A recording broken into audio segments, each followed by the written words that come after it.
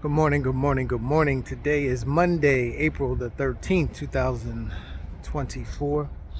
Just doing a real estate tap in with you. So this week, we're expected to get more information on the CPI, and data, basically the consumer data. And it's going to give a reading on, where inflation is. And so based on that report, monetary policy will go one way or the other. What the market doesn't want to see is the interest rates increase. So if that does happen, there'll be, a lot of ripple effects throughout the economy and the stock market. If, inflation is still running high and there's a possibility of higher interest rates to kind of get that under control. If it remains flat and comes down slightly, that's probably best case scenario. If it improves even more, you possibly could see in June the Fed drop the federal funds rate, and if that happens, that's going to drive the market into a frenzy as well, where things will tend to go up. So it's going to be interesting to see what plays out this week. So keep your eye out for that, and based on that data, you have to make some type of decisions on whatever it is that you invest in. Just want to continue to my talk about real estate notes. On Friday we talked about what a note is.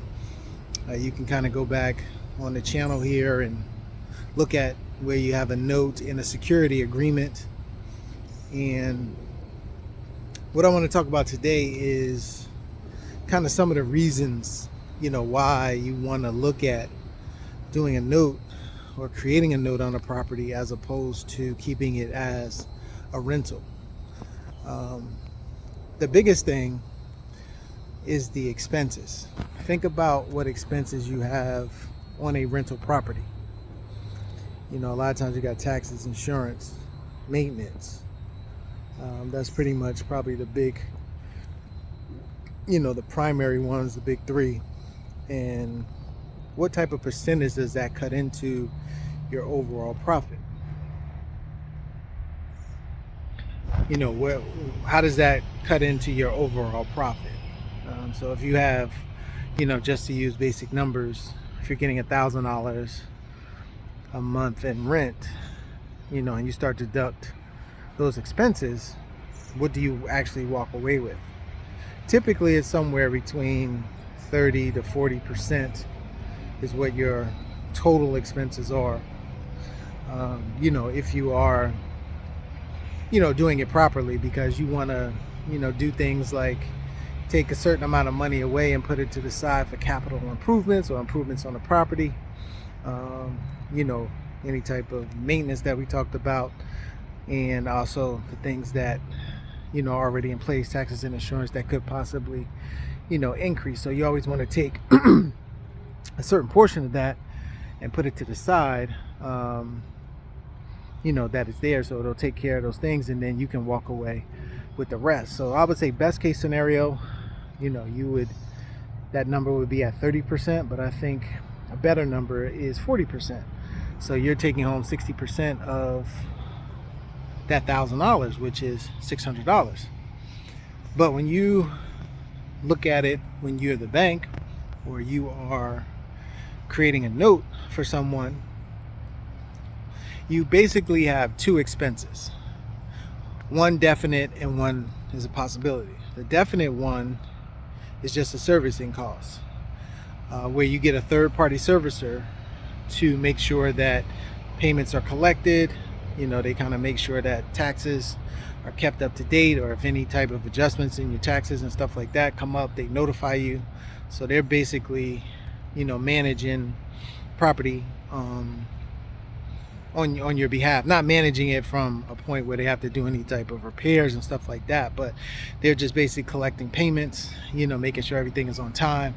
And then if there's a problem, they reach out to you as the note holder and tell you what's going on with the particular property. On average, if you look at that, It's usually like $50 a month or less. And that's pretty much your only expense when you've created a note on the property. The other expense that could potentially come up is a foreclosure expense.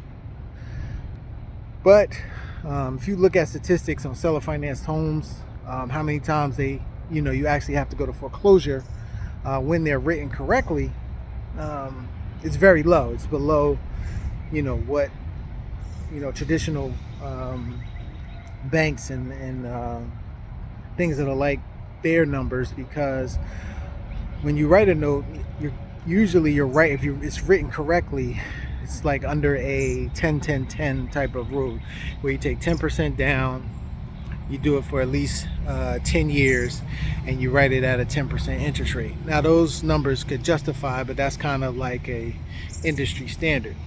So if you have a house, let's just say, we'll take a low-end house, $250,000 house, or property, and somebody is giving you 10% down, which is $25,000, and you've written it at a 10% interest rate for at least 120 months. Usually we do it longer, but again, for this purpose, I'm gonna use 120 months. The likelihood of that person defaulting on that and having to go to foreclosure is minimal, because they have $25,000 worth of equity built up into that property. And let's just say it's 2-3 years down the line, 4 years down the line, whatever the case may be. Now they've added to their equity position. So is that person just going to walk away from that particular property, knowing that they may have $35,000, $40,000 worth of equity, if life does happen? Because life happens to everybody. But in that scenario, would they just walk away from the property? Now something may happen where they can't afford it anymore, but the chances of you as the bank maybe communicating with them, talking to them, coming up with a solution is greater than if the person was a renter.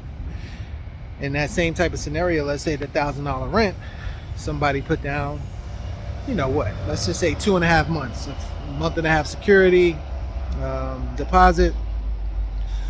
They put in the first and the last month's rent, so let's just say 2.5 months. So that's $2,500. If somebody who's more likely to walk away and make you have to go through a legal process to get them out of a property, somebody that gave you $2,500 or somebody that gave you $25,000? So, all this week I'm going to be talking about different reasons on why you want to look at your investment portfolio or any type of property that you are investing in and potentially turning it into a note. And this is one of the biggest reasons, is because of those expenses, considerably less. So if you have less expenses, what does that increase? Your cash flow. So if you look at a cash flow on that property, that's $1,000, and now if I'm taking home $950 as opposed to $600, at the end of the year, you can see how much more money you put in your pocket. So we're in that type of cycle. We're in that type of environment right now where we want to think about investing in notes and creating notes. And as the week goes on, like I said, we'll try to just talk about other reasons and get a little bit more in depth each day about the note industry. So all right, everyone, have a great day. If you have any questions or anything, you can always make a comment on the video, and we'll get them answered for you. Have a great one.